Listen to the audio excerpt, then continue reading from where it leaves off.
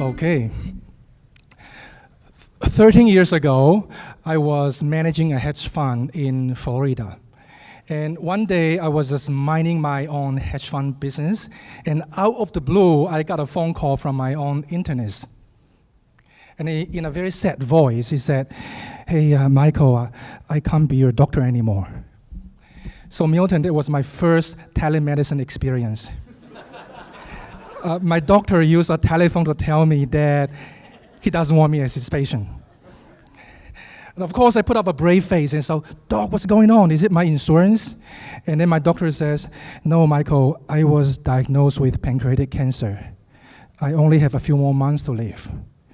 I'm calling to transfer you to my colleague." And then after a while, he said that, "Michael, I have another request. This diagnosis was really a surprise to my whole family. My whole family was not prepared. You're the only finance guy I know. Can you come help us?" At the time, I was a hedge fund manager, which is not supposed to help people. But how can you tell that to my doctor who cannot tell the difference between a financial advisor and a hedge fund manager? And besides, he's like asking me for help from his deathbed. So I ended up in his home, sitting down with his wife and children. And the wife looked even sicker than he is, with eyes swollen and red. His children look like the same, look like they've been crying for a few days as well. And I just helped them organize their financial mess, basically. 3 months later, he passed away. I stay on board to help his surviving family, making the necessary adjustment to their new and reduced reality. And they were very grateful. And one day, Mrs. Johnson just grabbed my hand and said, "Michael, I don't know how much I can thank you, because without you, I wouldn't be able to handle all of this." And that's the moment I felt I made a difference. And I changed my hedge fund into a wealth management firm, helping physicians taking care of their finance. The name MZ Capital was the name of the hedge fund originally. And over the last 13 years, I have discovered that only 5% of physicians are taking good care of their personal finance. The other 95% aren't. The reason is very simple. Because medicine is so different from finance, number one. And also, physician or medical practice as a profession is so demanding, mentally demanding, that after a long day of work, they don't have time to look at their finance. Right? And the third reason is that physicians, for very good reason, they distrust financial advice. They distrust financial advisor for very good reason, and I'll get to that later.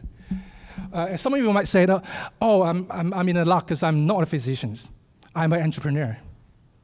Okay, I tell you, I know at least three entrepreneurs who successfully sold their business for multiple tens of millions of dollars, and then successfully lost them all in their 70s and have to go back to job market, looking for someone to hire them.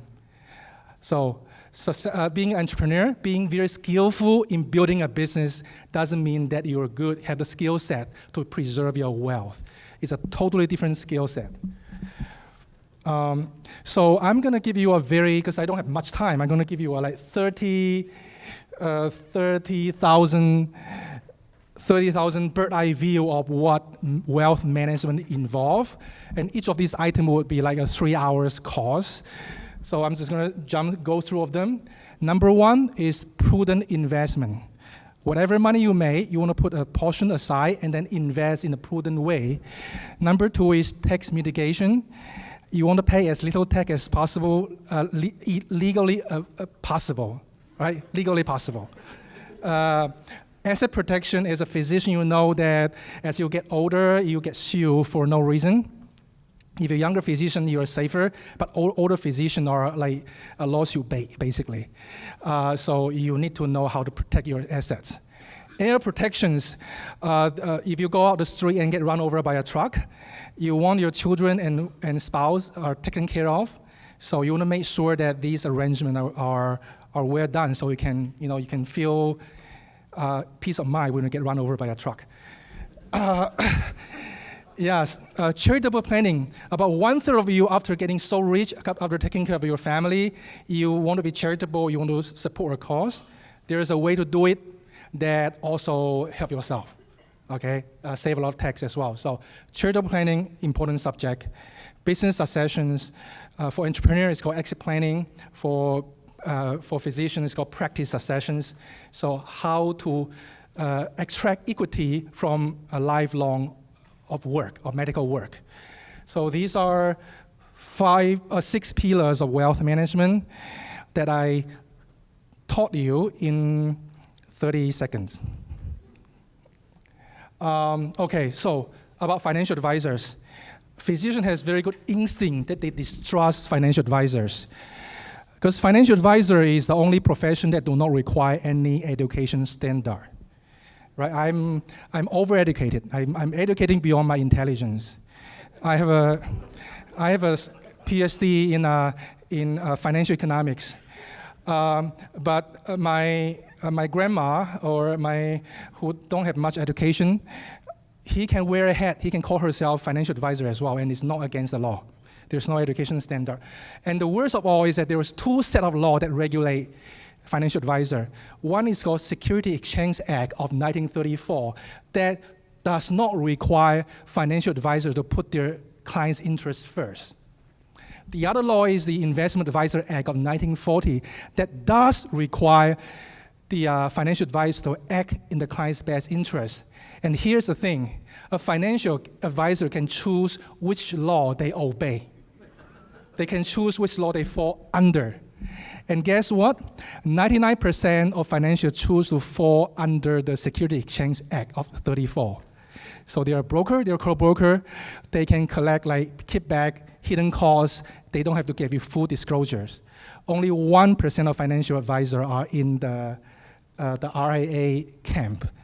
Okay, so if you're lucky to have a broker as your financial advisor, you can expect about 1 to 1.5% in hidden costs on top of their open fees.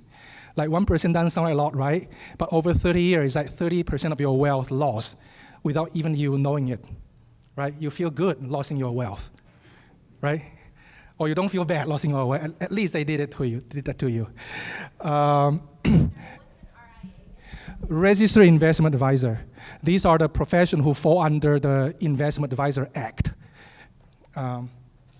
Okay, so 3 actions to take. First thing first, get a little bit of financial education, just a little bit help. And I like to shamelessly recommend my own book, which is here. You can request, you can go to my website and get a free copy, a free PDF copy, or you can go to Amazon and spend $25 for the book. And I'm also working on a book for entrepreneurs, and it will be published in December. And the second thing I encourage you to do is to get clarity of your current financial situations. You can go to my website to request such a service. And in fact, the first 2 persons who request the service will get, because I only bring 2 books with me. The first 2 persons, you have to go to the website and get it. Go to the website, use your smartphone, request it, you'll get my book, the first 2 persons. And lastly, I know all of you want me to be your financial advisor by now, okay? All of you, but I can't. I can only take maybe 2 or 3 at best. My capacity is limited. There is an organization that is a professional organization for fiduciary advisors, like honest people, honest financial advisor group together there. Okay, that's called NAPFA, National Association of Personal Financial Advisors. If you ever need to find a financial advisor in your own town, go to this website. Okay, I have like 20 seconds left, so I also love to speak, as you can see. So if you have any event like this and need a speaker, I'm more than happy to do that. And also, if you just want to have a webinar for your physician group and just give them a little bit of, tiny bit of financial education, let me know, I can help as well. And with that, oh yeah, I want to tell you what happened to the Johnson family. The 2 kids are graduated, they're doing fine, they're doing okay. And the best thing happened to Mrs. Johnson. She remarried. Okay, that's it.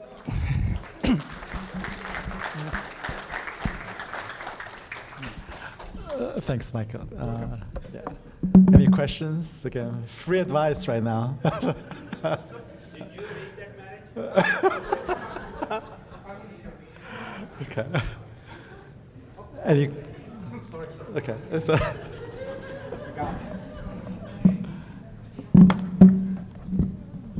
Okay. Any questions? Or, yeah. No question? Okay. I solved every problem. Yes? We were using Merrill Lynch for our. They're a broker. I'm sorry? They are a broker. All the big major firms, JP Morgan, Merrill Lynch, Morgan Stanley, UBS, they're all the major Wall Street firms, they are a broker. They are not stupid because being a broker, they can collect from both sides. They can get an open fee and then they also collect it back. It's a more profitable model for the Wall Street firms. So. Yeah, and I think, I think a couple of years ago, he told me there was a new law passed that required, I don't know if it's the brokers or the other RIAs to be concerned about the other person, not themselves. There is a way to check in the SEC's website. Yeah. Actually, I put it there, but I forgot. There is a way to check in the SEC website whether a financial advisor is a broker or a financial advisor. But that website is actually in my book. If you download my book, go to the download my book. At the last chapter, it will talk about how to look for a fiduciary advisor. And I include the SEC link there as well.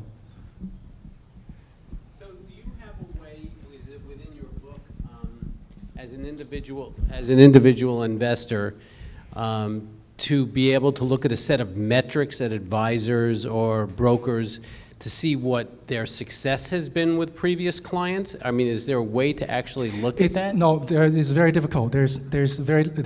I would say almost no way. The first thing you want to make sure is that there's no conflict of interest.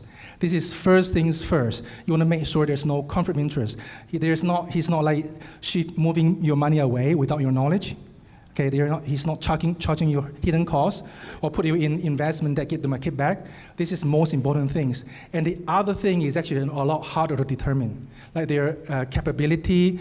And I think ideally you want to get a referral, like talk to some of their existing clients, and also find out how their experience working with physician or entrepreneur. But I think first thing first is you want to make sure there's no conflict of interest.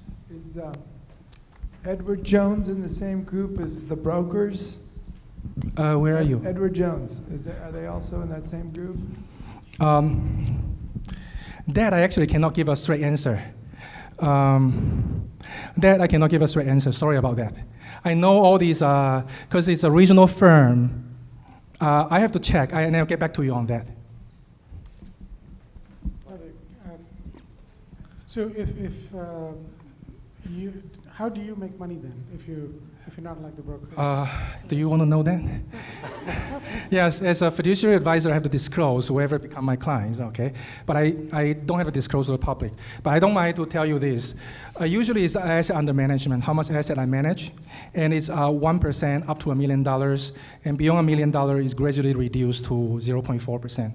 And then there's no hidden fee. If I have hidden fee, I break the law, I'm in jail. Yes. Question? You've increased our confidence, being the fact that this is not a regulated licensed sort of field. My question is, where are you based, and does it matter where you're based, which state, like Yes, lawyers and doctors have to be? I'm based in Maryland. I'm based in Maryland, and I'm 3 state registered. I'm registered in Maryland, Virginia, and DC. But however, the law allowed me to take up to 5 clients in each state without state registration. Yeah, I do telewealth. Okay, telewealth. One word different, but yes. So 5 clients per state Yes. without registration. Yes, I think the That only gives us state- no confidence. Hmm? That gives us no confidence. I cannot give everybody confidence. No, but the thing is, do the states have different regulations, or it's No, kind of once actually I'll become federal register very shortly, because once your asset under management is over $1 million, you have to become federal register, and then you can do business in all the country. And I just passed $100 million under management, so I will become federal register shortly. That's the requirement. Next year I become federal register, but this year I'm state register. Great. Thank you so much for sharing the insight there. So.